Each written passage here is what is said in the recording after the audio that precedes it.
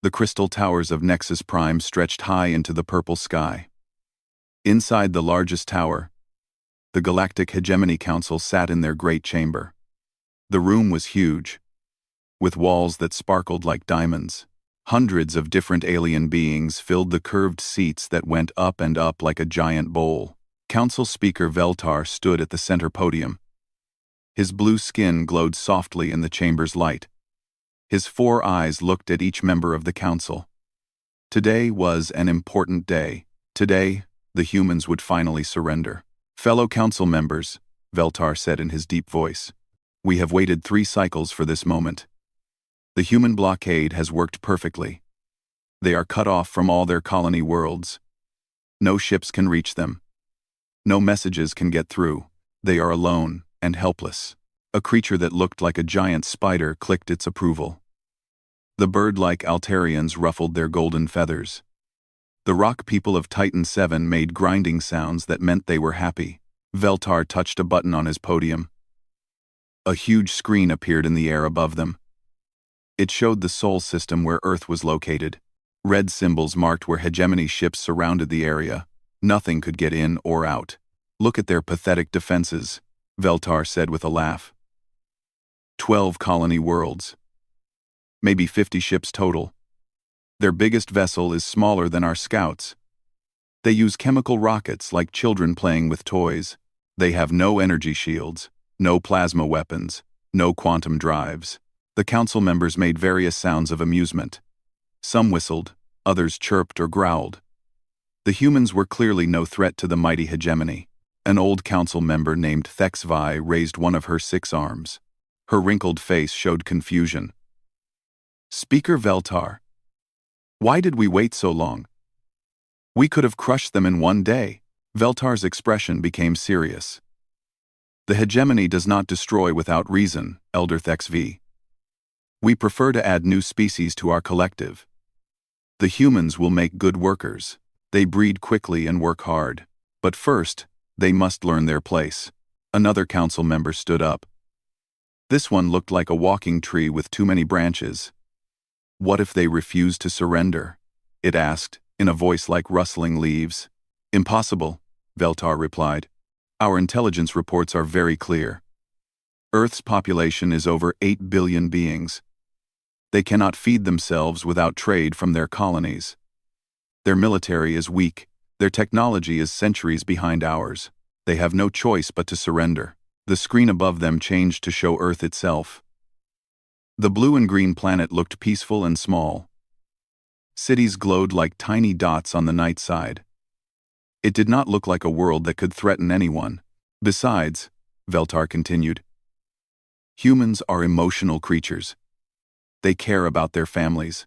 When they see that resistance means death for billions, they will choose survival over pride. A new voice spoke from the back of the chamber. It belonged to Admiral Crix, the council's military leader. His silver scales reflected the chamber's light as he walked forward. My fleets report no activity from the human systems, Admiral Crix said. Their few ships stay close to their planets. They have made no attempt to break through our blockade. No distress signals. No requests for negotiation. They are simply quiet. Fear, said Veltar with satisfaction. They know they cannot win.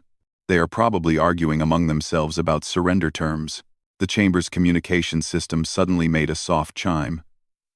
A message had arrived. Veltar looked at his control panel and smiled. Perfect timing, he announced to the council. We have received a transmission request from Earth. President Sarah Chen wishes to speak with us. Prepare the surrender protocols. The council members settled back in their seats. Some of them had never seen a human surrender before. It would be educational. The newer species always needed to see how the hegemony dealt with resistance. Veltar activated the main communication array. A space opened in the center of the chamber where the human leader would appear. The image would be 3-dimensional, so they could see her clearly when she begged for mercy.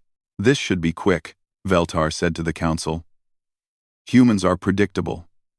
She will ask for terms that allow their people to live. We will demand complete surrender. They will accept. because they have no choice. By tomorrow, we will have 12 new colony worlds and 8 billion new workers. Elder Thexvi made a scratching sound with her claws. What about their ships? Should we destroy them as examples? No need, Admiral Crix answered. Their vessels are so primitive. They are not worth destroying. We might keep a few for museums. Future generations should see what passes for technology among lesser species. The communication system chimed again. The connection was ready. Veltar straightened his formal robes and put on his most serious expression. The council chamber became very quiet. Remember, Veltar said softly to the council, we are representatives of galactic civilization. We must show these humans what order and progress look like. They have lived in chaos for too long, fighting among themselves, wasting resources on primitive wars. Under hegemony guidance, they will learn better ways. Several council members nodded approval. The hegemony had brought peace to over 1,000 worlds. Each time, the process was the same. First came the blockade, then came the surrender, finally came integration into the greater galactic community. Veltar activated the transmission. Accept communication from Earth vessel, he commanded. The air in the center of the chamber began to glow. Soon, the desperate human leader would appear before them. She would probably cry. Many species did when they realized how completely they had lost. The council waited for President Chen to appear and begin her surrender speech. They had heard it so many times before, from so many different species. The words were always the same. Please have mercy on my people. But something felt different this time. Usually, the surrendering leaders appeared in throne rooms or government buildings. They wore their finest clothes and brought advisors to help them negotiate. The glow in the center of the chamber grew brighter. Soon they would see Earth's leader and hear her pleas for mercy. None of them suspected that this surrender would be unlike any other in hegemony history. The light in the center of the chamber finally formed into a clear image. President Sarah Chen appeared before the Galactic Council. But something was wrong. Very wrong.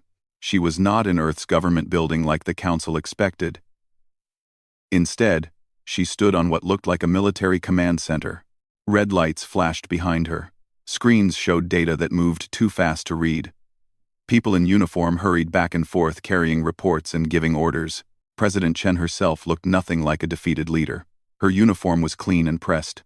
Her gray hair was pulled back in a tight style.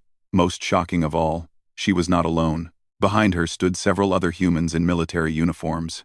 Their faces showed no fear, no sadness, no desperation. Veltar felt confused, but he kept his voice calm and steady. President Chen of Earth, he said formally. The Galactic Hegemony Council is ready to hear your surrender terms. President Chen looked directly at Veltar. Her eyes were cold and hard. When she spoke, her voice was clear and strong. Council Speaker Veltar, she said, I believe there has been a serious misunderstanding. You have been waiting for our surrender. But we have not been preparing to surrender. We have been preparing for war. The council chamber became completely silent. Several alien faces showed shock. Others showed confusion. A few showed what might have been fear. Veltar tried to speak, but President Chen continued. For the past 3 years, while you sat in your crystal towers waiting for us to break, every human world has been working on a single project. We call it Operation Homecoming. She gestured to someone outside the transmission range. A new person appeared beside her. He wore an admiral's uniform covered in ribbons and medals. This is Admiral Marcus Torres, President Chen said. He commands our defense fleet. Admiral, please tell the council what we have been building. Admiral Torres stepped forward. His face looked like it was carved from stone. His voice was rough and deep. Council members, he said, for 3 years, we have studied every piece of your technology that has fallen into our hands. Every crashed probe, every broken scanner you left behind after your scout missions. Every component from your enforcement ships that got too close to our defense networks. Veltar's blue skin began to turn pale. That is impossible. We have never lost ships to human forces. Admiral Torres smiled, but it was not a friendly smile. You never lost ships, because you never knew they were taken. A probe that develops engine trouble and has to land for repairs. A scout ship that suffers a malfunction and needs emergency maintenance. A transport that has navigation problems and requests assistance. We helped you fix these problems, Council Speaker. We helped you very carefully. The Admiral gestured to something behind him. The view expanded to show more of the command center. Dozens of workstations filled the huge room. Each station showed technical drawings and test results. While we helped repair your ships, Admiral Torres continued, we also studied them. Every circuit, every power cell, every weapon system. Your people never suspected that the primitive humans were learning how to build fusion reactors from your engine cores, or how to create energy shields from your defensive systems, or how to make plasma weapons from your tool arrays. Elder Thex V made a sound like breaking glass. You stole our technology, President Chen shook her head. We learned from examples you brought to us. When someone leaves a broken machine on your doorstep and asks for help fixing it, studying that machine is not theft. It is education. Admiral Crick suddenly stood up in the council chamber. His silver scales were bright with anger. Even if you learned to copy our technology, you cannot build enough ships to matter. Our intelligence reports show Earth has perhaps 24 capable vessels. My fleet has 300 ships, each more advanced than anything you possess. Admiral Torres and President Chen looked at each other. Then they both smiled. Admiral Crix, President Chen said, your intelligence reports are 3 years old. You have been watching our old fleet. Our obvious fleet. Our decoy fleet. She pressed a button on her command console. The transmission view changed to show space outside their ship. The council members gasped. Ships filled the view as far as they could see. Hundreds of ships, maybe thousands. They moved in perfect formation, like a school of fish or a flock of birds. The ships looked different from any vessel the council had ever seen. They were angular and ugly. Their hulls were thick and covered in armor plating. Weapons stuck out from every surface. They looked like they were built for only one purpose: fighting. While your blockade kept us from trading with our colonies, President Chen explained, it also kept us safe from your observation. Every human world contributed materials and workers to this project. We converted cargo ships into carriers. We turned mining platforms into battleships. We rebuilt passenger liners as destroyers. Admiral Torres pointed to different ships in the formation. That carrier used to transport grain between colonies. Those destroyers were once luxury cruise ships. The big dreadnought in the center? That was an asteroid mining station last year. Veltar's 4 eyes blinked rapidly. He could not process what he was seeing. This is impossible. No species builds that many ships in 3 years. The resources alone would bankrupt a dozen worlds. President Chen's expression became sad for the first time. Council Speaker, you do not understand humans very well. When we are threatened, we do not just fight as individuals. We fight as a single organism. Every factory, every shipyard, every mining operation. Every person contributed to this project. But why? Asked the tree-like council member. Why not simply surrender? Your people would have been safe under hegemony protection. Admiral Torres made a harsh sound that might have been laughter. Protected? As workers? As servants? Council member, humans have a word for that arrangement. We call it slavery, and we have fought wars to end slavery before. President Chen nodded. We know the hegemony's history. We know what happens to species that surrender to you. They become part of your collective. They lose their independence, their culture, their freedom. This is not acceptable to humanity. The transmission began to flicker. President Chen looked at something outside the view. I am afraid our time is limited, she said. Admiral Torres has a fleet to command, and I have a war to coordinate. But before we end this communication, I want to be very clear about something. She looked directly at each council member. One by one, humanity does not want this war, she said. We would prefer peace, but we will not surrender our freedom for peace. If the hegemony withdraws your blockade and recognizes human independence, we can negotiate a proper treaty between equals. Veltar found his voice again. And if we refuse? President Chen's expression became ice cold. Then you will learn why humans have fought wars against each other for 10,000 years. You will discover what happens when a species that perfected warfare against itself turns that knowledge against an outside enemy. The transmission ended. The council chamber was left in complete darkness and total silence. Admiral Marcus Torres stood on the bridge of the UES Indomitable. The ship was massive, built from 3 different cargo haulers, welded together and covered in thick armor plates. It was not beautiful like the sleek hegemony vessels, but it was strong. More importantly, it was ready for battle. Around him, his crew worked at their stations. Most of them had been civilians 3 years ago. Cargo pilots, mining engineers, trade ship captains. Now they wore military uniforms and operated weapons systems that could destroy entire enemy fleets. Admiral, called Lieutenant Commander Sarah Kim, from the navigation station. All fleet elements report ready for hyperspace jump. 847 vessels, in perfect formation. Admiral Torres looked at the main display screen. It showed hundreds of green dots representing human ships. Each dot was a story of human determination. Converted freighters now bristled with missile pods. Old passenger ships carried fighter squadrons. Mining platforms had become mobile fortresses. Admiral, said Commander James Wright from the weapons station. The hegemony fleet around Nexus Prime shows no movement. They still think we only have 50 ships total. Thanks.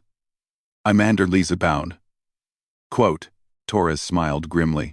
The hegemony's mistake was believing their own intelligence reports. For 3 years, they had watched Earth's obvious fleet. The old ships that stayed close to Earth and acted defensively. They never suspected that humanity was building a completely different fleet in the outer system. Hidden behind asteroids and inside hollow moons.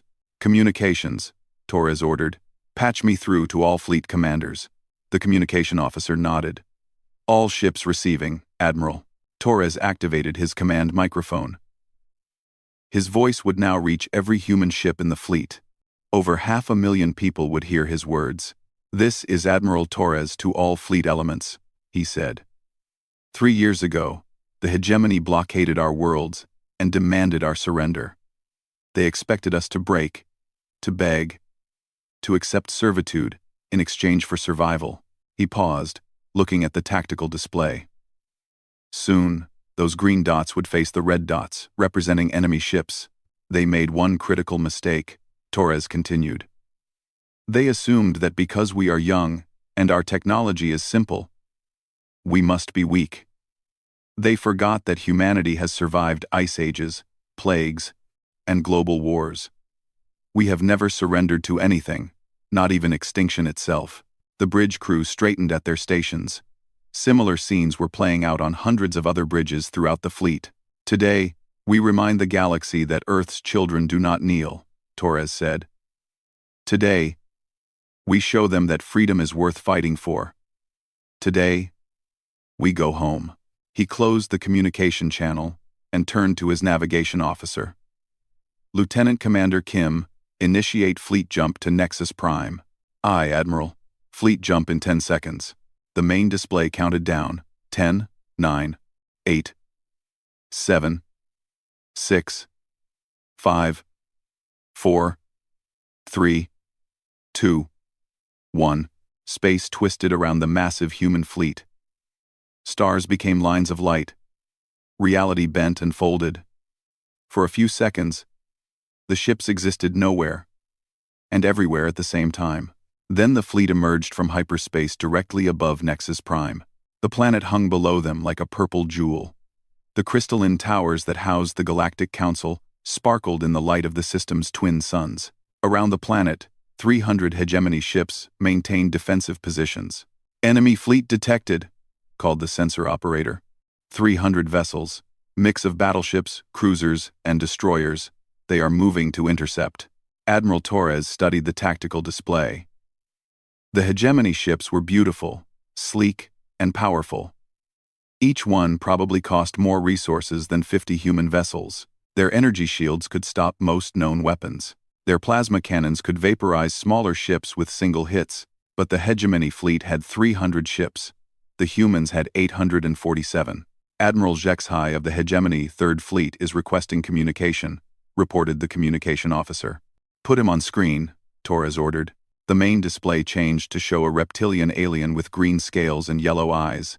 His uniform was covered in medals and symbols of rank.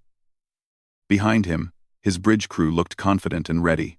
Unknown human commander, Admiral HFY said in accented English. You are trespassing in hegemony space. Withdraw immediately or face destruction. Torres stepped forward so the alien could see him clearly. Admiral HFY, I am Admiral Marcus Torres of the Terran Defense Force. We are here to negotiate the immediate end of your blockade of human space. HFY's yellow eyes narrowed. Negotiate? Human, you command cargo ships and miners. I command the Third Fleet of the Galactic Hegemony. There is nothing to negotiate. I think you should look at your sensors again, Torres said calmly. On the enemy bridge, a hegemony officer called out something in their own language. HFY's expression changed from confidence to confusion to shock. 800 ships, HFY said slowly. This is impossible. Our intelligence report stated you possessed perhaps 50 vessels total. Your intelligence was incomplete, Torres replied. These are the ships we built while you waited for our surrender. Each one is crewed by humans who would rather die than live as slaves. HFY made a sound that might have been laughter. Human, your ships are converted civilian vessels. Crude modifications cannot match hegemony military technology. One of my destroyers could eliminate 10 of your largest ships. Torres nodded. You might be right, Admiral. Your technology is certainly more advanced than ours. But I wonder if your crews are prepared for the kind of fight we are about to give you. What do you mean? HFY asked. Torres gestured to his tactical officer. Show Admiral HFY our fleet composition. The tactical display appeared on the communication screen. It showed the human fleet in detail. HFY's eyes grew wide as he studied the formations. You have no medical ships, HFY said with growing alarm. No repair vessels. No supply transports. This entire fleet is composed of combat vessels. That is correct, Torres confirmed. We did not come here to occupy your space, Admiral. We came here to fight. Every ship you see carries weapons and ammunition. Nothing else. HFY's scales began to change color, becoming darker. This is madness. No civilized species builds a fleet without support vessels. How do you plan to retreat if the battle goes poorly? Torres smiled, but it was not a pleasant expression. Admiral, that is the difference between your species and mine. You build fleets that can retreat. We build fleets that do not need to. The communication channel fell silent. On the enemy bridge, Torres could see hegemony officers talking rapidly among themselves. Their confident expressions had changed to worry. Admiral HFY, Torres said, breaking the silence, I will give you one opportunity to withdraw your forces. Take your ships and leave this system. Return to hegemony space and tell your council that humanity rejects their demands. And if I refuse? HFY asked. Torres looked at his tactical display. 847 green dots faced 300 red ones. The odds were almost 3-1 in humanity's favor. But the enemy ships were individually much more powerful. It would be a fair fight. If you refuse, Torres said, then we will settle this. The way humans have always settled disagreements with people who threaten our freedom. We will fight until one of us cannot fight anymore. HFY was quiet for a long moment. Then he drew himself up to his full height. The hegemony does not retreat from primitives, he declared. Prepare to face the consequences of your arrogance. The communication ended. Admiral Torres turned to his crew. All hands, prepare for battle. The space around Nexus Prime erupted in light and fire. Admiral HFY watched from his command bridge as the human fleet spread out like a swarm of angry insects. This was not how civilized space battles were supposed to work. Proper military fleets formed neat lines and exchanged fire in orderly formations. Each side took turns shooting while maintaining safe distances. The humans were doing none of these things. "Sir," called his tactical officer. "The human fleet is breaking formation." They are everywhere." HFY looked at his tactical screen and felt his blood turn cold. Instead of forming a proper battle line, the human ships were scattering in all directions. Some dove toward his fleet from above. Others came up from below. Still more circled around the sides. "Impossible," he muttered. "No fleet commander would divide his forces like that." "Sir," called another officer, "the humans are firing." The first wave of human missiles struck HFY's forward destroyers. The hegemony ship's energy shields flared bright blue as they absorbed the impacts. The shields held perfectly, just as they should. But then more missiles hit. And more. And more. "Report," HFY ordered. "Sir, the humans are using kinetic projectiles, not energy weapons. Our shields are calibrated for plasma and laser attacks. These metal slugs are passing right through." HFY watched in horror as one of his destroyers began venting atmosphere. The human missiles had not destroyed the ship, but they had punched holes through its hull like bullets through paper. "Return fire! All batteries!" The hegemony ships opened up with their plasma cannons. Bright green energy beams lanced out toward the human vessels. Several smaller human ships simply vanished in brilliant explosions, but the humans kept coming. "Sir," called the communication officer. "Captain Vextal of the destroyer Bright Edge reports they are under attack by ramming vessels." "Ramming vessels?" HFY could not believe what he was hearing. No one uses ramming attacks anymore. That is ancient, primitive warfare. On his tactical screen, he watched a converted human cargo ship drive straight toward the Bright Edge. The hegemony destroyer fired its plasma cannons repeatedly, tearing huge chunks out of the human ship. But the human vessel did not stop. It did not turn away. It kept coming until it smashed directly into the destroyer's hull. Both ships exploded in a ball of white fire. "Madness," HFY whispered. "They are committing suicide."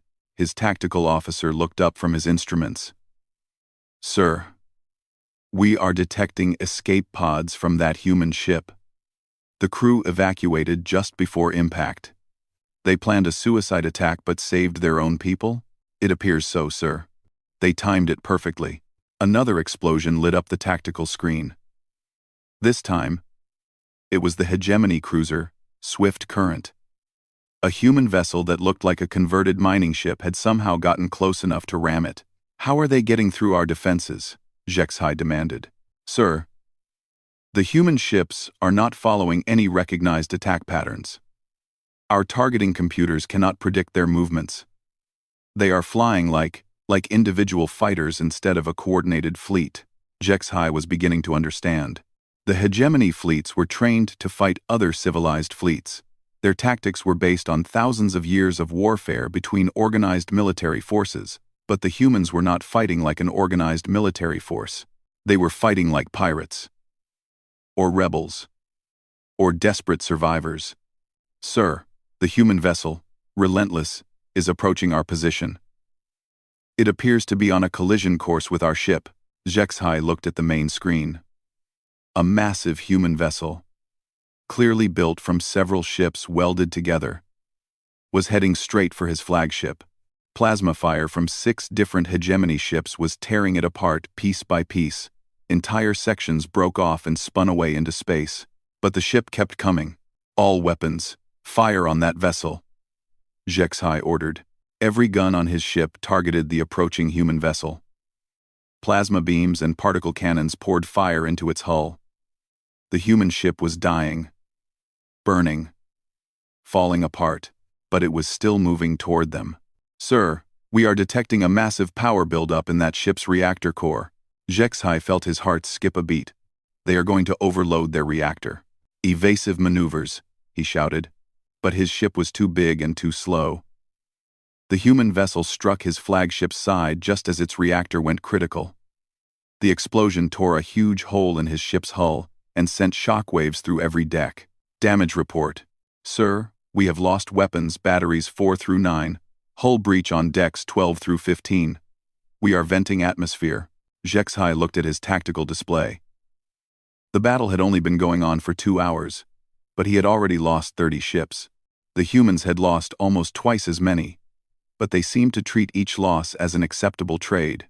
"Sir," called his communication officer, "Admiral Torres of the human fleet is requesting communication. Put him through." Admiral Torres appeared on the main screen. Behind him, his bridge showed signs of damage. Smoke drifted through the air, and sparks flew from damaged control panels. But Torres himself looked calm and confident. "Admiral HFY," Torres said, "I am offering you one final opportunity to withdraw your forces." HFY felt his anger rise. "Human, you have lost over 100 ships. My fleet still outnumbers your remaining vessels." Torres nodded. "That is true. But Admiral, how many ships are you willing to lose today? Because I can tell you exactly how many I am willing to lose." "How many?" HFY asked, despite himself. "All of them," Torres said simply. "Every single ship in my fleet will fight until it is destroyed. Every human crew will give their lives before they surrender. Can you say the same about your people?" Coat, HFY looked around his bridge. His officers were listening to every word. Some of them looked worried. A few looked frightened. The humans had lost more ships, but they were still fighting with the same intensity as when the battle started. His own crews were beginning to show signs of stress. Several captains had already requested permission to withdraw for repairs. "This is not how civilized beings fight wars," HFY said. "You are absolutely right," Torres agreed. "This is how humans fight wars. We do not surrender. We do not retreat. We fight until we win or until we are all dead. The choice is simple, Admiral. You can withdraw your fleet now, or you can stay and find out how many of your ships we can destroy before we are finished." On his tactical screen, HFY watched as another human ship rammed one of his cruisers. The human vessel was half the size of the cruiser, but the impact crippled both ships. He thought about his crew, his officers, the thousands of hegemony personnel under his command. How many of them would die today if this battle continued? Then he thought about the humans. They were fighting like cornered animals, desperate, vicious, and absolutely fearless. Perhaps it was time to reconsider his position. "All ships," he said into his communication system, "begin withdrawal to the edge of the system." His tactical officer looked shocked. "Sir, we can still win this battle." HFY looked at the human ships on his screen. They were damaged, outnumbered, and outgunned. But they were still coming. "Perhaps," he said quietly, "but at what cost?" The crystal towers of Nexus Prime no longer sparkled in the sunlight. Smoke drifted through the purple sky from the orbital battle that had raged above the planet. Pieces of destroyed ships fell like metal rain, burning up in the atmosphere and leaving bright streaks across the heavens. Inside the Great Council Chamber, the mood was very different from 3 days ago. No one was laughing now. No one made sounds of amusement. The curved seats that rose up like a giant bowl were filled with worried, frightened, and confused alien beings. Council Speaker Veltar stood at his podium, but his blue skin no longer glowed with confidence. His 4 eyes looked tired and old. The reports scattered across his podium made for terrible reading. Admiral HFY had withdrawn his fleet after losing over 90 ships. The humans had lost 147 vessels, but they had proven their point. They would rather die fighting than live as servants. Worse news was coming in from across the galaxy. Human fleets had appeared at 12 different hegemony outposts. They struck fast, destroyed military installations, and disappeared before reinforcements could arrive. It was clear that the humans had been planning this operation for much longer than anyone had suspected. "Fellow council members," Veltar said in a tired voice, "we must discuss our response to the human situation." Elder HFY raised one of her 6 arms. Her wrinkled face showed confusion and fear. "How is this possible? Our intelligence reports said they had 50 ships total. Instead, they had over 1,000 vessels hidden throughout their territory." Admiral Crix stood up from his seat. His silver scales were dull with shame. "The humans deceived us completely. While we watched their obvious fleet near Earth, they were building warships throughout their outer colonies. Every asteroid mining station became a mobile fortress. Every cargo ship became a missile platform. The tree-like council member made rustling sounds of distress. They converted civilian infrastructure into military assets. No civilized species does this. It violates every convention of warfare. Perhaps, said a new voice from the entrance to the chamber, that is because humans are not bound by your conventions. Every head in the council chamber turned to look. Admiral Marcus Torres walked into the chamber, flanked by 2 human marines in combat armor. His uniform was clean but showed signs of recent battle. His face was calm and confident. Veltar felt his breath catch. Admiral Torres, how did you get past our security? Torres smiled. Your security systems are designed to stop energy weapons and explosive devices. They are not designed to stop people who simply walk through the front door and ask politely to speak with you. The human admiral looked around the chamber, studying each alien species with interest. Impressive, he said. I have never seen so many different peoples in one place. Humanity would be honored to meet with such a diverse group, under the right circumstances. You dare to enter this sacred chamber uninvited? Demanded Elder Thexvi. Actually, Torres replied, I was invited. President Chen received a formal request for diplomatic talks. I am here as her representative. Veltar activated his communication panel. The image of President Sarah Chen appeared above the chamber. But this time, she was not on a military bridge. She sat in what looked like a comfortable office with windows showing the blue sky of Earth. Council Speaker Veltar, President Chen said with a slight bow of her head, thank you for agreeing to these negotiations. Negotiations? Veltar's voice cracked. You attacked our fleets. You destroyed our installations. This is not how diplomatic talks begin. President Chen's expression remained calm. Council Speaker, 3 days ago your fleet surrounded our worlds and demanded our unconditional surrender. When we refused, you attempted to destroy our ships. We defended ourselves. This is not aggression. This is survival. Admiral Crix stepped forward. Your survival tactics resulted in the deaths of thousands of hegemony personnel. Torres turned to face the military leader. Admiral Crix, how many of your people died in the battle at Nexus Prime? To climb.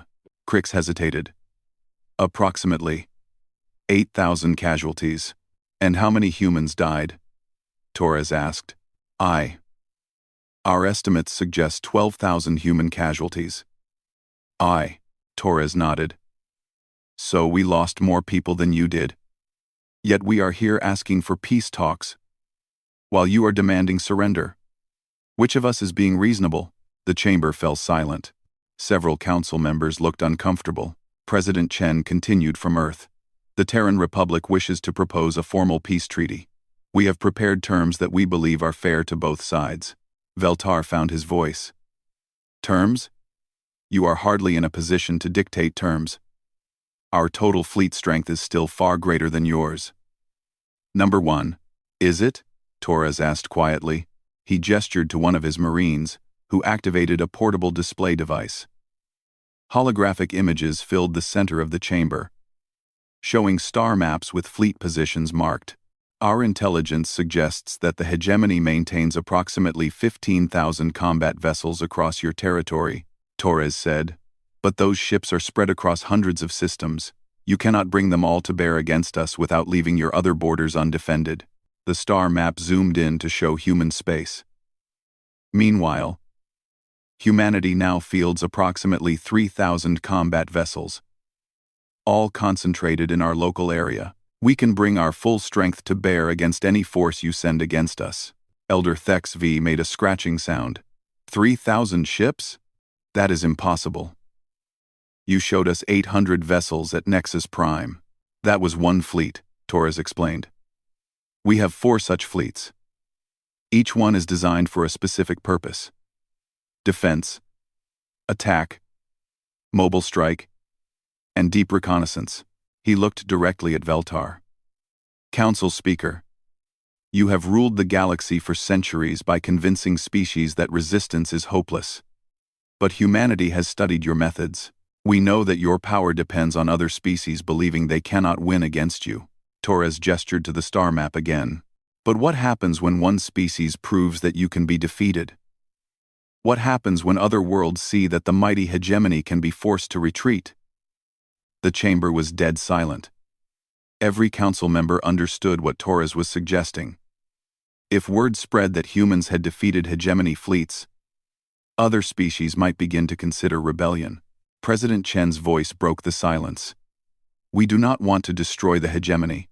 We want to change it. The galaxy is big enough for many different ways of life. Humanity simply wants the right to live free. What are your terms? Veltar asked in a defeated voice. President Chen activated a datapad. First, immediate withdrawal of all hegemony forces from human space. Second, recognition of the Terran Republic as an independent nation with the same rights as hegemony member species. Third, establishment of a 50-light-year neutral zone around all human systems. And in return? Asked Admiral Crix. In return, President Chen said, humanity will share selected technologies with the hegemony, our shipbuilding techniques, our resource processing methods, our defensive strategies. We will also provide military support against external threats to the galaxy. Torres added, what we will not do is become subjects or servants. Humanity offers partnership, not submission. Veltar looked around the chamber. He could see the fear in his fellow council members' faces. The humans had proven they could not be conquered easily. Continuing the war would be expensive and dangerous, but accepting human independence would mean admitting that the hegemony was not invincible. The council will need time to consider these terms, Veltar said finally. President Chen smiled. Of course. But while you consider, please remember that humans are very patient people. We waited 3 years to reveal our true strength. We can wait longer if necessary. Torres bowed formally to the council. Thank you for your time, Council Speaker. I will return to my ship and await your decision. As the human admiral left the chamber, Veltar realized that everything had changed. The age of easy hegemony expansion was over. Now they would have to learn to deal with equals instead of subjects. The vote to accept humanity's terms passed by a narrow margin. For the first time in galactic history, the hegemony had been forced to negotiate with a species as equals.